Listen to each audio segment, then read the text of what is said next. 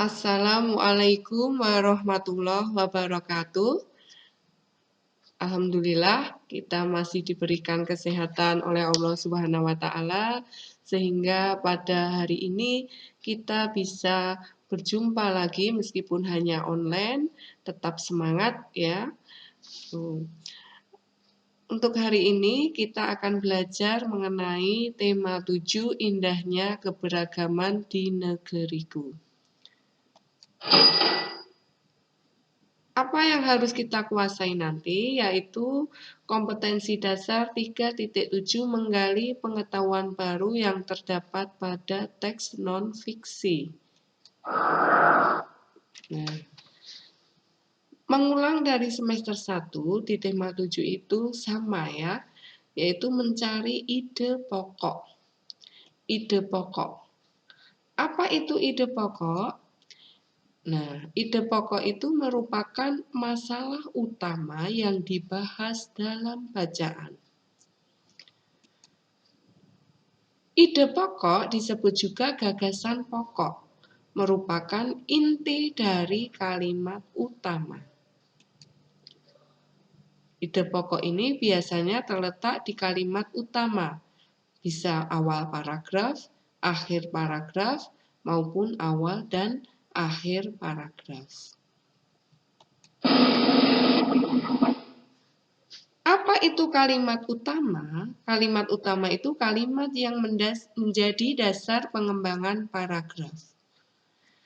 Jenis-jenis paragraf berdasarkan kalimat utama ada 4. Yang pertama paragraf deduktif. Nah, kalimat utamanya di awal paragraf. D, depan, awal. Kemudian paragraf induktif terletak di akhir paragraf. Paragraf campuran. Kalimat utamanya terletak di awal dan akhir. Paragraf ineratif, kalimat utamanya terletak di tengah paragraf. Jadi perbedaannya antara gagasan pokok dan kalimat utama, jika gagasan pokok inti dari kalimat utama, sedangkan kalimat utama adalah kalimat yang menjadi dasar pengembangan paragraf. Nah, informasi penting dalam bacaan. Ketika kita ingin mencari informasi penting dalam bacaan, maka kita harus tahu 1. Objek yang dibicarakan. Apa? Membicarakan tentang apa? Kemudian yang kedua berkaitan dengan orang yang ada dalam pembicaraan. Siapa yang ada dalam bacaan tersebut? Kemudian waktu.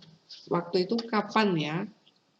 Kapan peristiwa itu terjadi. Kemudian yang selanjutnya adalah tempat, ya, di mana. Kemudian alasan mengapa. Kemudian uraian peristiwa, yaitu bagaimana. Nah, ketika kita mencari informasi penting, harus mencakup ini. Insya Allah nanti informasinya akan lengkap dalam bacaan tersebut. Kemudian, nah, kita akan belajar mengidentifikasi kalimat utama dan gagasan pokok dalam bacaan. Di sini bacaannya kita baca dengan teknik intensif, ya, intensif, yaitu membaca dengan penuh pemahaman supaya bisa mengetahui informasi apa yang terdapat dalam bacaan tersebut. Ada berbagai cara yang dilakukan untuk mencegah kepunahan bahasa daerah. Cara pertama adalah dengan memasukkan kosakata bahasa daerah ke dalam bahasa Indonesia. Cara kedua adalah menjadikan bahasa daerah sebagai mata pelajaran wajib di sekolah. Cara ketiga adalah menggunakan bahasa daerah di media massa. Nah, kita diminta untuk menentukan kalimat utama dan gagasan pokok. Kalimat utama tadi yang menjadi dasar pengembangan paragraf. Mana kalimat utamanya? Kalimat utamanya adalah yang dijadikan pengembangan paragraf ternyata terletak di awal. Nih ya, ada berbagai cara yang dilakukan untuk mencegah kepunahan bahasa daerah. Nah, dari sini dikembangkan Nah, caranya bagaimana? Di sini kan diungkapkan berbagai cara, dikembangkan di sini.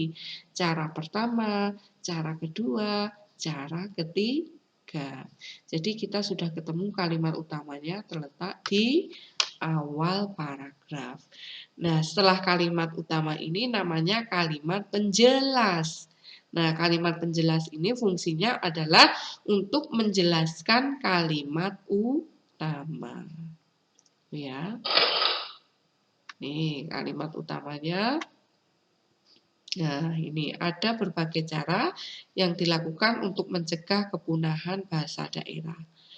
Nah, sekarang kita tentukan gagasan pokok. Gagasan pokok ini adalah inti dari kalimat utama. Kalau kalimat utamanya ada berbagai cara yang dilakukan untuk mencegah kepunahan bahasa daerah, maka gagasan pokoknya apa? Gagasan pokoknya intinya dari ini, yaitu adalah cara mencegah kepunahan bahasa daerah. Intinya kan ini, mencegah kepunahan bahasa daerah. Caranya bagaimana? Nah, Bu Guru rasa kalian sudah jelas ya, karena ini tema 7 ini isinya mengulang tema yang ada di semester 1 pernah kita pelajari. Nanti cuma ditambah cara mencari informasi penting. Kemudian yang selanjutnya latihan soal. Kalian bukaan aja halaman 19 sampai 20. Kerjakan latihan soal Romawi 1 saja. Nomor 1 sampai 10 di Anajah. Nah, setelah kalian kerjakan di Anajah, setelah selesai salinlah jawabanmu ke link Google Form dengan alamat ini. Ya. Nanti ada 10 soal supaya kalian benar-benar jelas apa yang Bu Guru sampaikan, kalian terapkan dalam latihan soal. Nah, hanya ini yang Bu Guru sampaikan. Kalian meskipun belajar di rumah tetap semangat. Karena insya Allah nanti awal Maret, insya Allah 1 Maret, kalian sudah PTS. Ya, tetap semangat, berdoa selalu. Semoga ujian ini segera berakhir dan kita bisa bersumpah di madrasah, tetap laksanakan sholat, berbakti kepada orang tua, ya, membantu orang tua di rumah. Begitu yang Bu Guru sampaikan, semoga bermanfaat. Wassalamualaikum warahmatullahi wabarakatuh.